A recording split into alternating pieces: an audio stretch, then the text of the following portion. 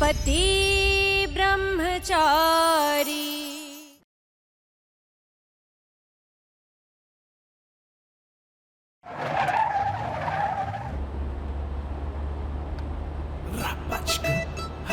వీడు మనిషా చూయింగమ్మ. వీడిని ఎంత వదిలించుకుందామనుకున్నా ఇంకా ఎక్కువగా అతుక్కుపోతున్నాడు. అతుక్కునే బ్రహ్మచారి.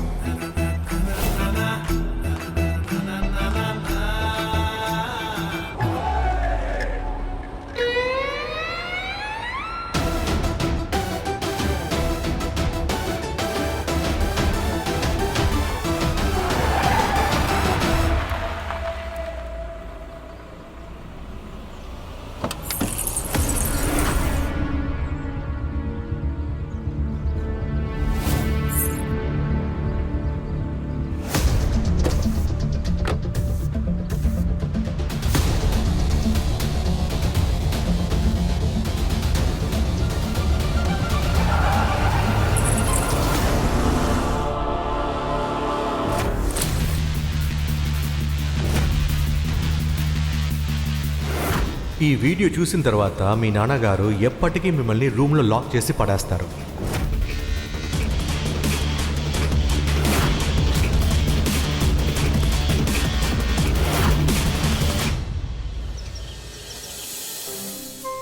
ఆహాహా, అవునా, చాలా సంతోషం. అంతా దేవుడు కృప. సరే, రేపే మనం కలిసి మిగతా విషయాలు మాట్లాడుకుందాం. ఇక ఆ దేవుడు అనుగ్రహం ఉంటే ఇద్దరికీ ఉంగరాలు మార్చి నిశ్చితార్థం చేసేద్దాం, సరేనా?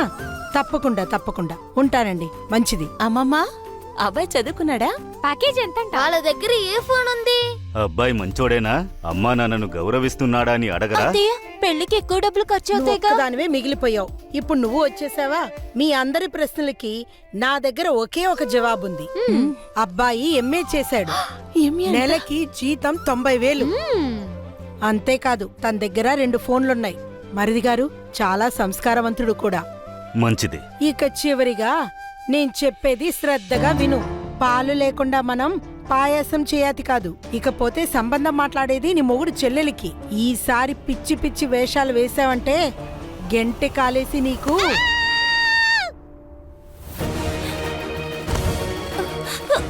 ఏంటి డబ్బులు ఇక్కడ దాచుంచో? ఎక్కడి నుంచి ఇన్ని డబ్బులు వచ్చాయి? ఇది ఉంచండి. నేను బయట వ్యక్తి ఏంటి? కాపాడావు భగవంతుడా. సరుకులు ఈబీ బిల్లు కట్టడానికి సరిపోతుంది. ఎంతో కొద్ది మిగులుతుందిలే. పెళ్లివారు వచ్చినప్పుడు ఖర్చులకు సరిపోతుంది, సరేనా? అమ్మా, రేపు వాళ్ళు వచ్చేటప్పటికి ఇంట్లో బాబాయ్ ఉండొద్దు. ఎక్కడికైనా వెళ్ళమని చెప్పండి. నీకేమన్నా పిచ్చి పట్టిందా? పెద్దవాళ్ల ఆశీర్వాదం లేకుండా ఏ సంబంధము నిలిచినట్టు చరిత్రలో లేదు. ఇలా చూడు రియా, నాన్న నీకు మంచి చేయాలనుకుంటున్నారా?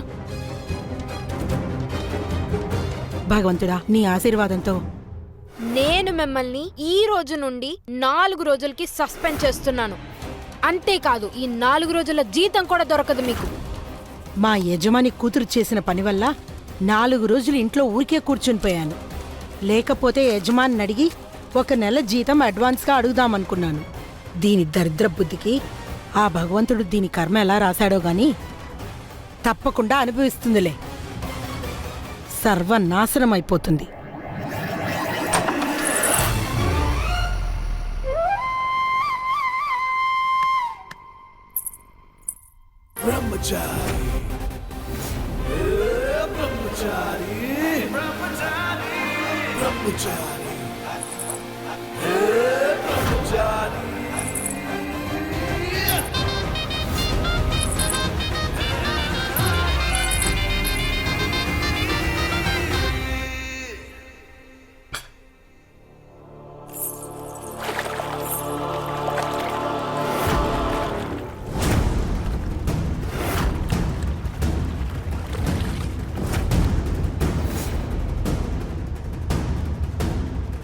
నా పట్టి ఏది? నా పట్టి ఎక్కడ పడిపోయింది?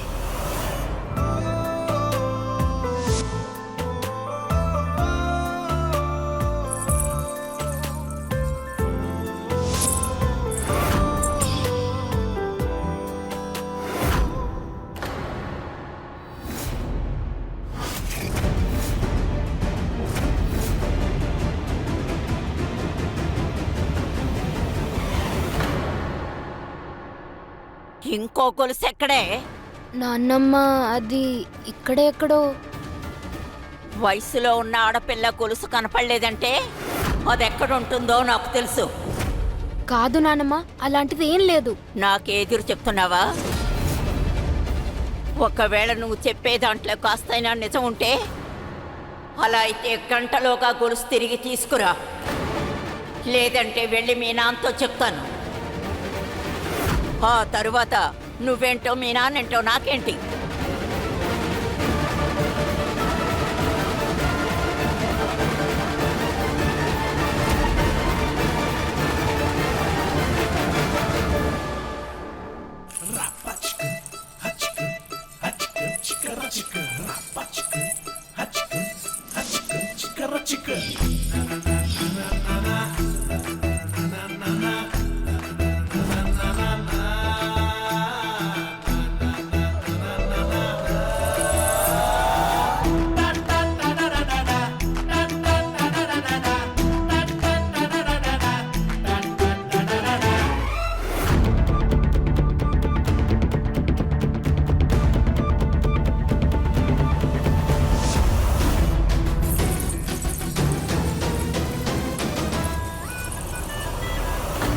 ఎక్కడ పడిపోయి ఉంటుంది?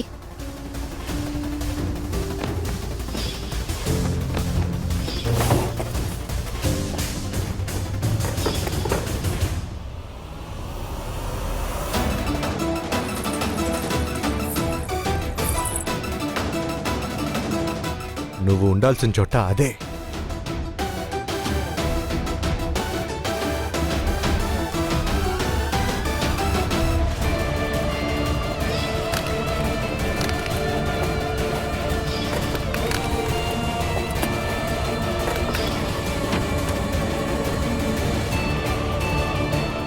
నా పట్టి ఎక్కడ పడిపోయింది?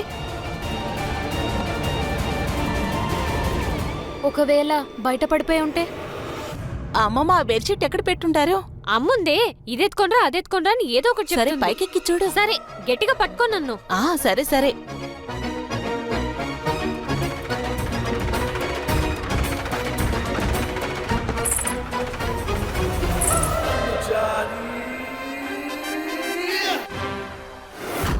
ఏయ్ ఇదో, దొరికిందా? ఇదే అనుకుంటా.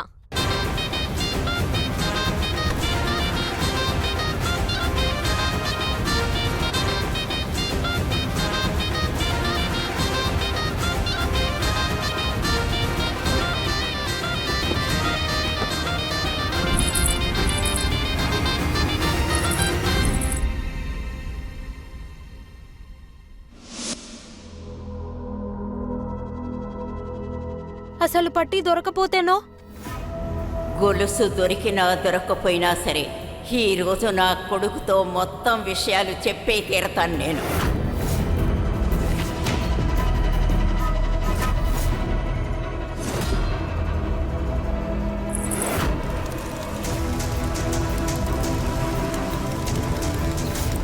ఇంకా ఈ గొలుసు ఉండదు, ఇంకా ఎప్పటికీ నాకు ఈ శబ్దము వినపడదు.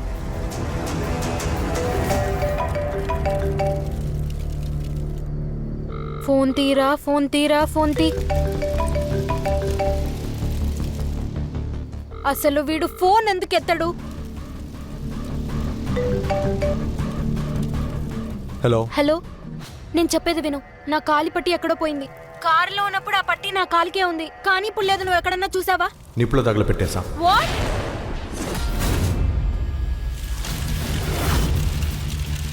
ఒక ఆడపిల్ల కాలి పట్టి వల్ల కూడా నీ బ్రహ్మచార్యం పోతుందా ఏంటి? నువ్వు నన్ను ఎంత పెద్ద సమస్యలో ఇరికిస్తున్నావో నీకు తెలుస్తోందా? నువ్వు కఠినమైన బ్రహ్మచారివి. నీకు ఆడపిల్ల కష్టం కూడా అర్థం కావడం లేదా? నిన్ను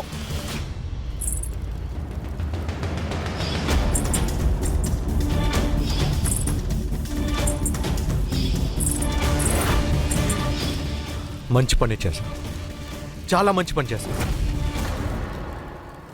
ఓ గాడ్, నిజంగానే నాన్నమ్మ నాన్నతో చెప్పేసిందంటే ఇకప్పుడు ఏం చేయాలి? నేనే స్వయంగా నాన్నకి చెప్పేస్తాను ఆ మూర్ఖుడు బ్రహ్మచారియే పట్టేని మంటలో వేశాడని. కానీ నాన్న నన్ను నమ్మకపోతే అయ్యో ఏం చేయాలి ఇప్పుడు? ఎలాంటి ఇబ్బందులో ఇరుక్కుపోయాను? అయ్యో ఏం చేయాలి దేవుడా?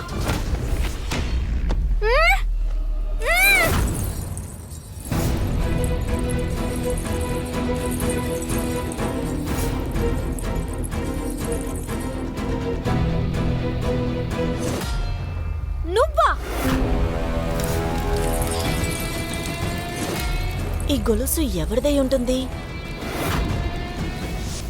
ఈ దచ్చు ఒకేలాగుందే. నువ్వు ఈ పట్టి తలుచుకుని దిగులు పడుతున్నావు.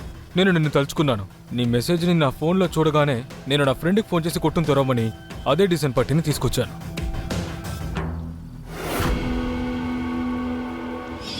వీడెప్పుడూ నీకు నీడగా ఉంటాడు. అప్పుడే నువ్వు ఎప్పుడూ నా దగ్గర అబద్ధం చెప్పాలని ఆలోచించావు. రోహన్, అదంతా సరే గాని నువ్వు ఇక్కడికి వచ్చుండకూడదు. రోహన్, ఇంకా నాకు నాన్నకి అబద్ధాలు చెప్పాలని లేదు, మన ప్రేమ గురించి కూడా. నువ్వు లేకుండా నేను ఒక్క క్షణం కూడా ఉండలేనని నీకు తెలుసు కదా. ఆ సన్నాసి బాడీ గార్డ్ వల్ల 2 రోజులుగా నేను కలవడకపోయాను. ఈ 2 రోజులుగా నాకు ఏం అర్థమైందంటే ఇక మన ఇద్దరం లేట్ చేయకూడదు. రేపే మా అమ్మా నాన్నతో మన గురించి మాట్లాడతాను. నువ్వు మీ నాన్నతో మాట్లాడు, సరేనా? నిజంగానా? సరే, రేపు సాయంత్రానికల్లా నాన్న ఢిల్లీ నుంచి వచ్చేస్తాడు. సాయంత్రం ప్లే ఉంది కదా, ఇంటికి వచ్చాక నాన్నతో ప్రశాంతంగా మాట్లాడతాను, సరేనా? రోహన్, ఇక నువ్వు వెళ్ళు. ఎవరన్నా చూస్తే పెద్ద ప్రాబ్లం అయిపోతుంది. వెళ్ళు వెళ్ళు వెళ్ళు.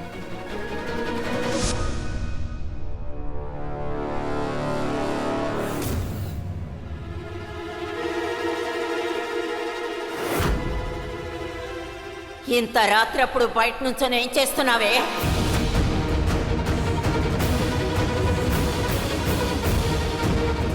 ఏమిటి చేతిలో? అడుగుతున్నాను కదా, చేతిలో ఏంటి? పట్టి పట్టి దొరికింది.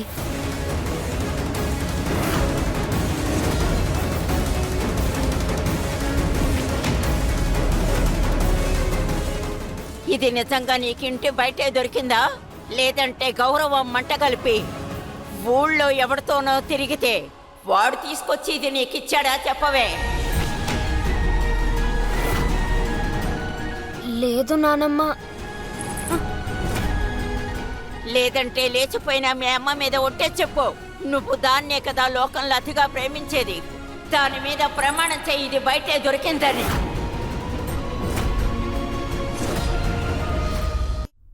ఏంటి బామ్మ, ఒక గొలుసు కోసం ఎందుకని తనని ఇబ్బంది పెడుతున్నారు? బామ్మ, తను కూడా మీ మనవరాలే కదా. మనవరాలే, కానీ నీలా మనవడు కాదుగా. నేను లోకాన్ని చూసి భయపడడం లేదు, దీన్ని చూస్తే నాకు భయంగా ఉంది. ఇది కూడా వాళ్ళ అమ్మలాగే ఎక్కడికైనా లేచిపోయి దీని హొయలు అలకపోస్తుందేమో. రామ రామ రామ రామ రామ.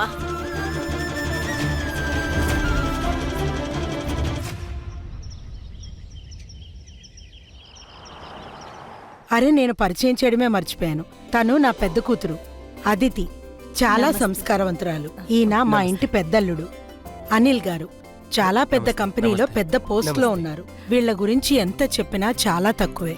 ప్రతిరోజు ఆ భగవంతుడిని నేను వేడుకునేదేంటంటే మా రియాకు కూడా ఇలాంటి భర్తే రావాలని.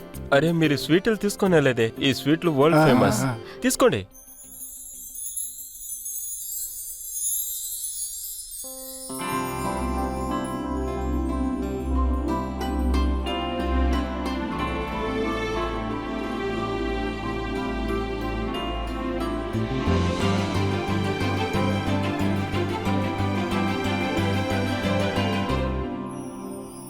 ఏం చదువుకున్నావమ్మా? నేను బిఏ పాస్ చేసేసాను. ఎంఏ ఇప్పుడే చదువుకుంటున్నాను. చదువు కాకుండా ఇంకా నీకేమేమి తెలుసు? నేను బాగా పెయింట్ చేస్తాను. తర్వాత కొంచెం ఫ్యాషన్ డిజైనింగ్ లో ఇంట్రెస్ట్ ఉంది. కొంచెమేంటి, ఫ్యాషన్ డిజైనింగ్ అంటే పిచ్చి. మరి ఫ్యాషన్ లో తనకంతా తెలుసు. కట్ చేయడం, డిజైన్ చేయడం, కుట్టడం అంతా తెలుసు. అరే, మా పిల్లాడు కూడా ఎందులోనూ తక్కువ కాదు. పలాసియా స్క్వేర్ లో ఉన్న సూపర్ మార్కెట్ ఉంది కదా, అందులో మేనేజర్ నా కొడుకు. వీడు మాకొక్కగానొక్క కొడుకు. నీకు తెలుసు కదా, మంచి కుటుంబానికి చెందిన పిల్లలు వీధుల్లో పోకిరిల్లా తిరగరు కదా. అందుకే నా కొడుకు బాగా చదువుకొని మంచి ఉద్యోగం చేస్తున్నాడు. అరే, మీరేంటి ఇంకా ఏమీ తినకుండా ఉన్నారు? తినండి. అరే ఉండండి అన్నయ్య గారు, అన్ని విషయాలు తెలుసుకున్న తర్వాతే మేము స్వీట్ తీసుకుంటాం.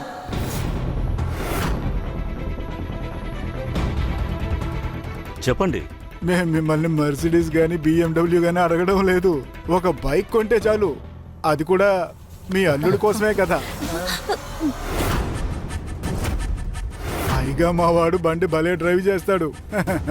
మీ అమ్మ ఏమో మహారాణిలా వెనక్కి కూర్చొని రావచ్చు. సరిగ్గా చెప్పారు మీరు. ఇద్దరూ కలిసి సొంత బండిలో వెళ్తే మంచిదేగా, అవును కదా?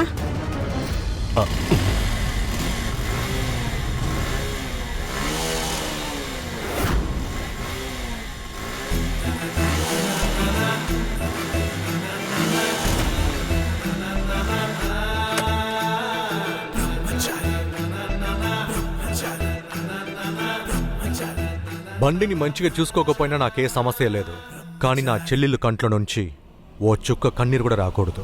దాన్ని నేను తట్టుకోలేను. ఒరే అన్నయ్య,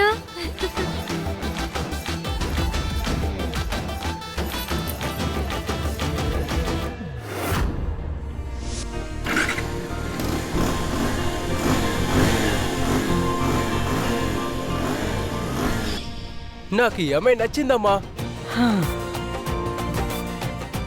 అరే వావ్!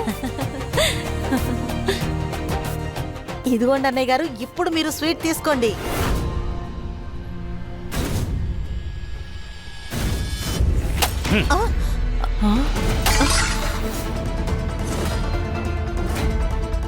మరిది గారు,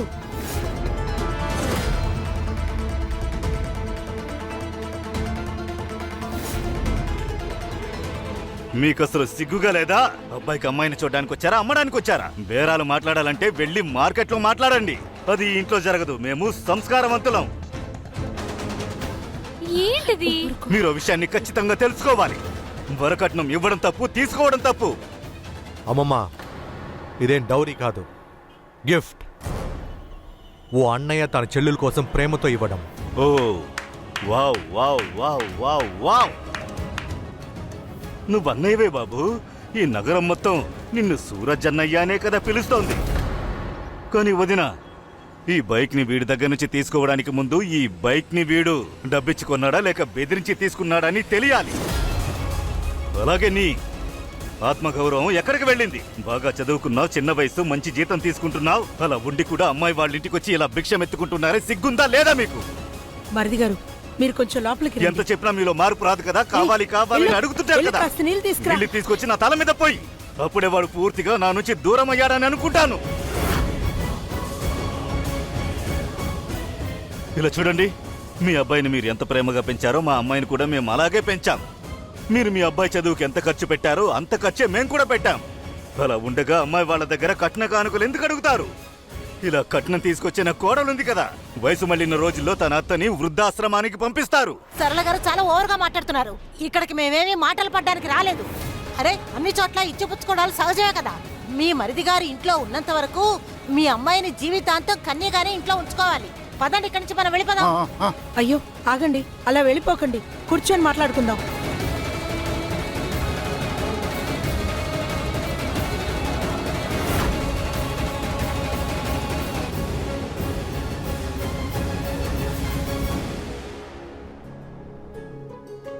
అయ్యో భగవంతుడా, ఇలా జరిగిందేంటి? మరిది గారు, మీరు చెప్పేదంతా మీ వరకు కరెక్టే గాని సమాజానికి కాలానికి అనుగుణంగా కొంచెమన్నా మారాలి కదా. ఈ కాలంలో ఇచ్చిపుచ్చుకోకుండా మంచల్లుడు ఎలా అబ్బాయి దొరుకుతాడు? నిజంగా మంచోడైతే కట్నం గురించి అస్సలు మాట్లాడడు. మన పెద్దల్ని చూడండి, ఈయన కట్నం ఏది తీసుకోకుండా మన అతిథిని పెళ్లి చేసుకుని పోయాడు కదా. మళ్ళీ ఇలాంటి అబ్బాయి దొరకాలంటే రియా ఇంకో జన్మెత్తాల్సి వస్తుంది. దానికని ఒక రౌడీ దగ్గర నుంచి డబ్బు తీసుకుని అత్యాశ కలిగిన కుటుంబంలో మన కూతుర్ని తోసేయలేం కదా. అది కాకుండా వీడు తీసుకొచ్చిన బైక్ ఉంది కదా, దాన్ని ఎవరిని బెదిరించి తీసుకొచ్చాడో తెలీదు. అందులో ఎవరింటి రక్తపు మార్కులున్నాయో కూడా తెలీదు.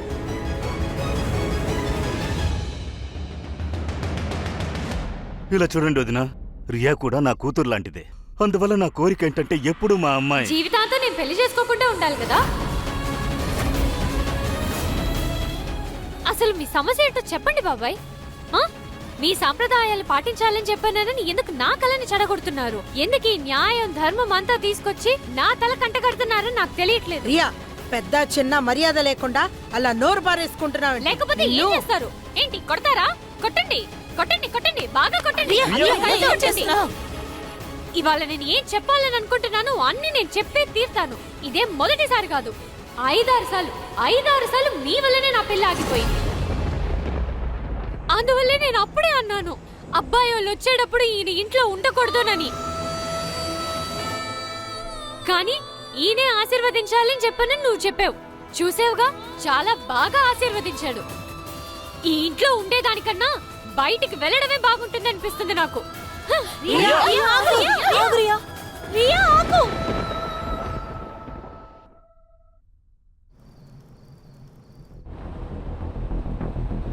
కానీ వదిన, ఈ బైక్ ని వీడి దగ్గర నుంచి తీసుకోవడానికి ముందు ఈ బైక్ ని వీడు డబ్బిచ్చుకున్నాడా లేక బెదిరించి తీసుకున్నాడా అని తెలియాలి. అది కాకుండా వీడు తీసుకొచ్చిన బైక్ ఉంది కదా, దాన్ని ఎవరిని బెదిరించి తీసుకొచ్చాడో తెలీదు. అందులో ఎవరింటి రక్తపు మార్కులున్నాయో కూడా తెలీదు.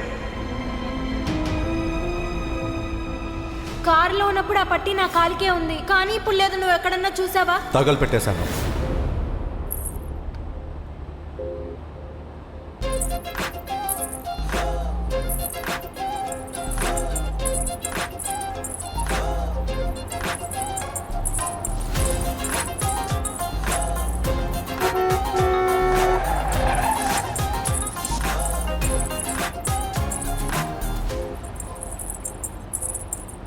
భలే సరదాగా ఉందిలే ఈ కోపిష్టి బ్రహ్మచారిని ఆట పట్టించడం.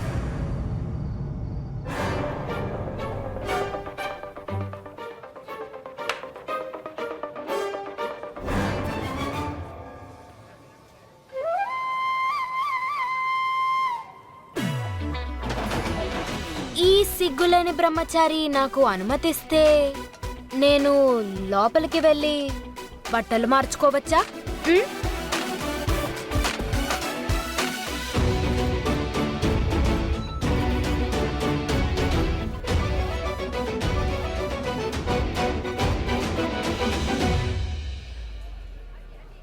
లక్షల కోట్ల మందిని చూసినప్పుడు కూడా నా హృదయం ఎవరిని చూసి చలించలేదు.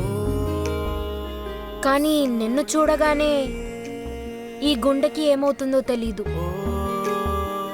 నీపైన నాకు ఈ పిచ్చి ప్రేమేంటి?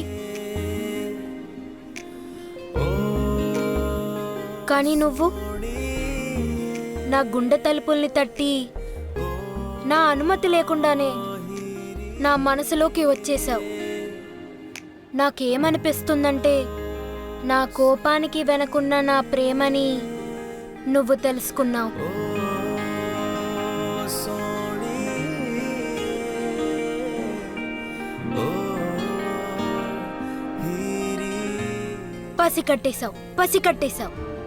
పసికట్టేశావని చెప్పాలి ఈషా. పసికట్టేశాను.